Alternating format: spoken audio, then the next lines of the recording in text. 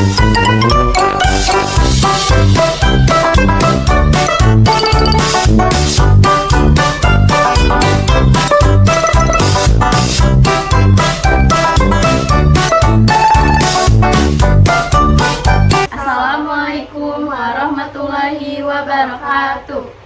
Kami dari kelompok 1 ingin menjelaskan materi konsep pertemuan 1 dan materi konsep pertemuan 2. Sebelumnya, perkenalkan, nama saya Noviasa. Nama saya Esi Irnawati. Nama saya Camalia Diva. Berikut presentasi dari kami bertiga. Selamat menyaksikan. Oke, di sini kita sudah masuk ke materi konsep pertama, yaitu konsep dasar statistik. Sebelumnya kita harus tahu pengertian statistik itu sendiri, yaitu pengertian statistik itu adalah suatu ilmu yang mempelajari mengenai bagaimana cara mengumpulkan data, menyusun data, menganalisis data, menginterpretasi data, dan menyajikan data agar data tersebut dapat digunakan dalam pengambilan keputusan. Selanjutnya, tujuan statistik itu ada berbagai macam. Nah, tujuan utamanya itu adalah menjadikan data sebagai dasar yang kuat untuk pemahaman, pengambilan keputusan, dan pemecahan masalah secara ilmiah, sistematis, dan rasional. Macam-macam tujuan statistik itu, yang pertama mengumpulkan data secara sistematis. Nah, bertujuannya untuk membantu mengumpulkan data secara terstruktur dan efisien, baik melalui survei, observasi, eksperimen, maupun sumber data lainnya. Terus yang kedua, menyajikan data secara ringkas dan jelas, disajikan dalam bentuk yang mudah dipahami seperti tabel, grafik, atau diagram.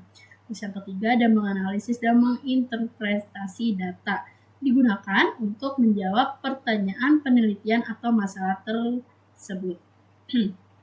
Terus yang keempat, itu yang paling penting, mengambil keputusan yang tepat. Nah, di sini yang di PPT ini kita ada 4 macam, yaitu menjelaskan hubungan antar variabel, yaitu data kuantitatif setelah data dikumpulkan, terus membuat keputusan lebih baik. Terus yang ketiga itu mengatasi perubahan-perubahan globalisasi, dan yang keempat itu membuat rencana ramah. Selanjutnya, di sini saya akan menjelaskan tahapan statistik. Nah, sebelum menganalisis data, hal pertama yang harus dilakukan adalah menganalisis permasalahan yang ingin diselesaikan terlebih dahulu. Contoh permasalahannya seperti berapa rata-rata pengeluaran rumah tangga dalam sebulan. Langkah ini penting dilakukan karena akan menentukan data apa yang perlu dikumpulkan dan metode apa yang akan digunakan untuk menganalisisnya. Setelah mengetahui tujuan, tahap berikutnya adalah pengumpulan data. Ada beberapa jenis data, yaitu yang pertama data primer yang dikumpulkan langsung oleh peneliti melalui survei, kuesioner, observasi, dan juga wawancara langsung. Selanjutnya, mengelompokkan dan menyusun data. Data mentah yang telah dikumpulkan biasanya masih acak dan tidak terstruktur.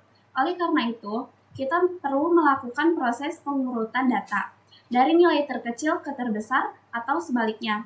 Setelah mengurutkan, kita harus mengelompokkan data. Jika data sangat banyak, maka dibuat dalam tabel distribusi frekuensi.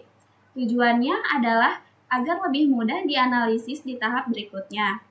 Selanjutnya, penyajian data yang berisi min, median, modus, kemudian diagram Batang untuk data kategori, histogram untuk data kuantitatif berkelompok, dan diagram lingkaran menunjukkan proporsi atau persentase.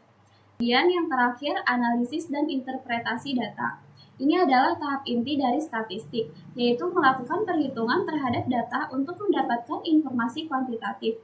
Beberapa ukuran yang umum digunakan yaitu ukuran pemusatan atau tendensi sentral yang menunjukkan pusat dari sebaran data, seperti min, median, dan modus. Kemudian ukuran penyebaran atau dispersi, menunjukkan seberapa data terbesar dari pusatnya, seperti rank atau jangkauan, yaitu selisih nilai maksimum dan minimum. Kemudian simpangan rata-rata, yaitu rata-rata dari selisih nilai terhadap rata-rata. Terakhir, yaitu varians, rata-rata dari kuadrat selisih nilai terhadap min. Nah, yang selanjutnya ada kegunaan dan fungsi statistik. Statistik sangat penting karena membantu dalam memahami data secara mendalam dan membuat keputusan yang lebih tepat. Dalam dunia ekonomi dan bisnis, data yang akurat dan analisis yang benar sangat dibutuhkan untuk merancang strategi dan kebijakan. Oleh karena itu, statistik digunakan untuk memastikan informasi yang dibutuhkan dapat dipercaya dan bermanfaat. Badan Pusat Statistik atau BPS menjadi lembaga utama di Indonesia yang menjamin ketersediaan data yang valid serta mendukung berbagai pihak dalam penggunaan statistik. Nah, selanjutnya ada peran komputer dalam statistik. Komputer sangat membantu dalam kegiatan statistik karena mampu mengolah data dalam jumlah besar dengan cepat dan akurat. Penggunaan aplikasi seperti SPSS, Minitab, dan Excel mempermudah analisis data yang rumit dan berulang, sehingga proses pengambilan keputusan menjadi lebih efisien dan terpercaya, baik dalam skala kecil maupun dalam skala besar.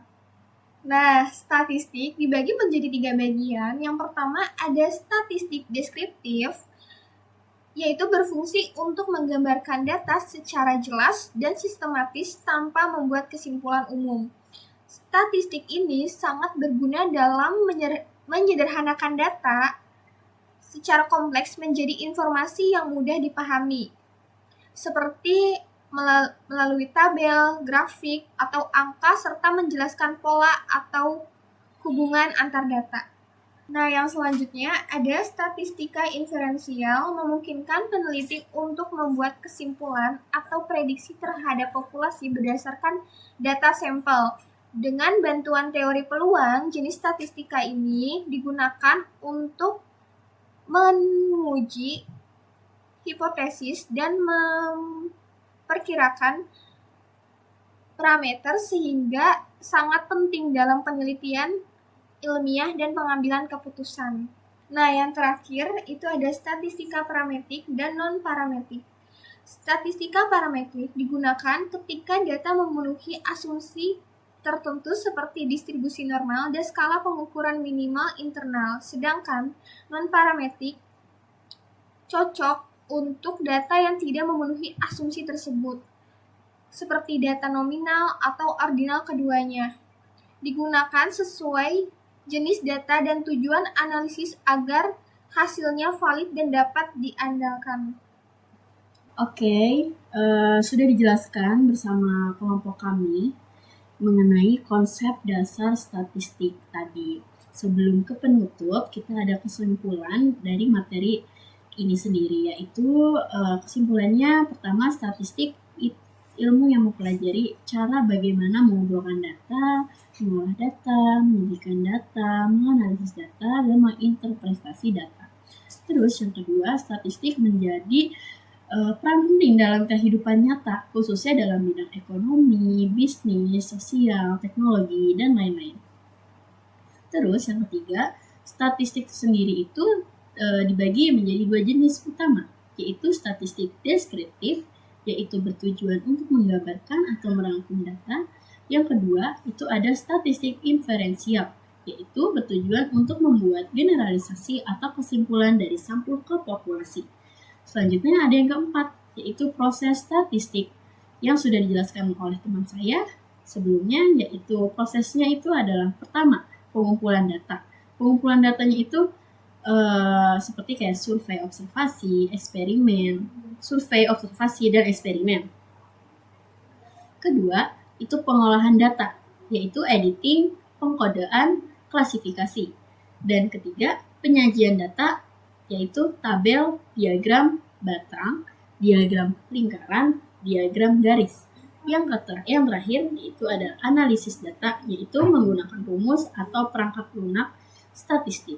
Nah, statistik juga dibagi menjadi 2, yaitu parametrik dan non-parametrik, tergantung pada jenis data dan asumsi distribusinya. Sekian kesimpulan dari kelompok kami. Kurang lebihnya mohon maaf. Wassalamualaikum warahmatullahi wabarakatuh.